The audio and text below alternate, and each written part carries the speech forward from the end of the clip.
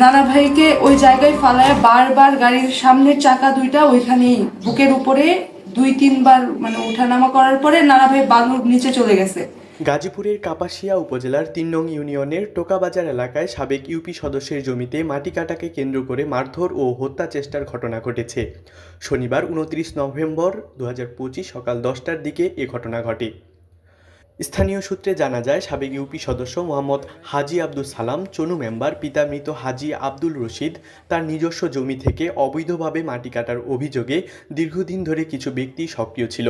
তবে কে বা কারা মাটি কাটার নির্দেশ দিয়েছিল তাদের পরিচয় এখনও শনাক্ত করা যায়নি।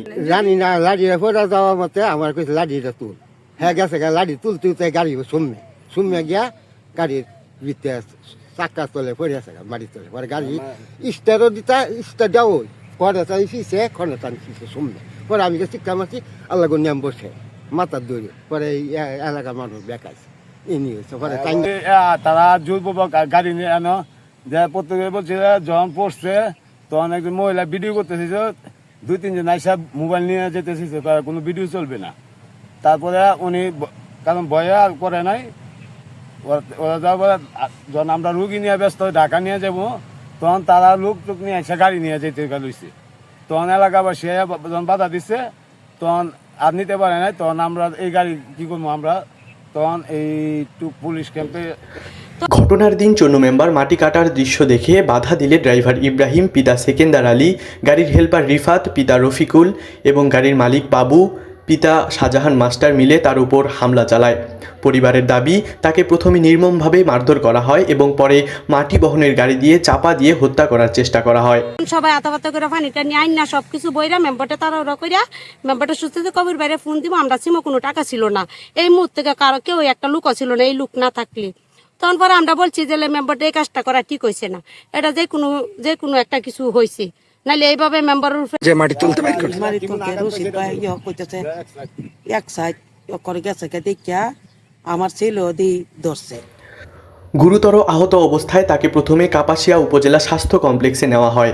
সেখান থেকে অবস্থার অবনতি হলে তাকে দ্রুত ঢাকার পপুলার হাসপাতালে স্থানান্তর করা হয়। বর্তমানে তিনি সেখানে লাইফ সাপোর্টে চিকিৎসাধীন আছেন। ঘটনার বিষয়ে থানায় এখনও কোনো মামলা বা জিডি হয়নি। তবে মাটি বহনে ব্যবহৃত এবং হামলার সময় চাপা দেওয়ার চেষ্টা করা গাড়িটি পুলিশ হেফাজতে নিয়েছে। পুলিশ জানিয়েছে, ঘটনার নির্দেশদাতা ব্যক্তি ও হামলাকারীদের সম্পূর্ণ ভূমিকা খতিয়ে দেখা হচ্ছে। সাবেক মেম্বারের পরিবার অভিযোগ করে বলেন, চনু মেম্বারকে পরিকল্পিতভাবে হত্যা করার উদ্দেশ্যেই এই হামলা করা হয়েছে। এলাকাবাসীর বক্তব্যও একই। মেম্বারের সময় তখন এসে আপনি যখন আসেন তখন কি দেখছেন? তখন তারা মাটি তুলতে বাইর করছে, বাইর করে পরে পানি পরে আমি পানি লইয়া দৌড় দেখালি পানিটা দিচ্ছি। আচ্ছা, কালকে যে ঘটনাটা এই বিষয়ে কিছু জানেন? কালকে ঘটনা এক মহল আছে ভালো নেই, জোরপূর্বক ভাবে দেওয়ার পরে মেম্বার বাধা দিছে, বাধা দেওয়ার পরে ওনাকে ফালাই দিয়ে ওনার গাড়ি চালাইছে ওনাকে হত্যার উদ্দেশ্যে।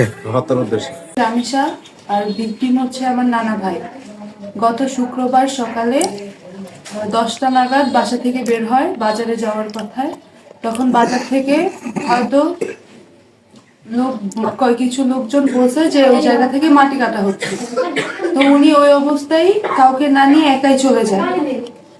ওইখানে যাওয়ার পর বাধা দেওয়ার পর 2-1 বার কয়েকটা কিছু কথা কাটাকাটি হওয়ার পরে হয়তো বলছে যে চাবি নিয়ে যেতে চাইছে, যে গাড়িটা দাও এখানে মাটি কাটা বন্ধ করতে, তো বন্ধ করে নাই। তখন করছে কি, এই নানা ভাইকে ওই জায়গায় ফালায় বারবার গাড়ির সামনের চাকা দুইটা ওইখানেই বুকের উপরে 2-3 বার মানে ওঠানামা করার পরে নানা ভাই বালুর নিচে চলে গেছে। দেন ওই এলাকাবাসী ওইখানে গিয়ে একজন দেখে, উনি গিয়ে উদ্ধার করে ওই অবস্থা। আচ্ছা, যে আপনার নানা ভাইয়ের পরনে কি কি ছিল? পরিহিত এই যে জামা ছিল, জামার মানে টুকরা টুকরা হয়ে গেছে, কিছু অংশ ওইখানেও আছে, এই যে রক্ত লেগে আছে সবকিছুতেই, সারা শরীর এই সাইডটা পুরাটা একদম ছিলে গেছে। এই জামা কাপড় গুলো হ্যাঁ, এই যে রক্ত ধুয়ে দিছে।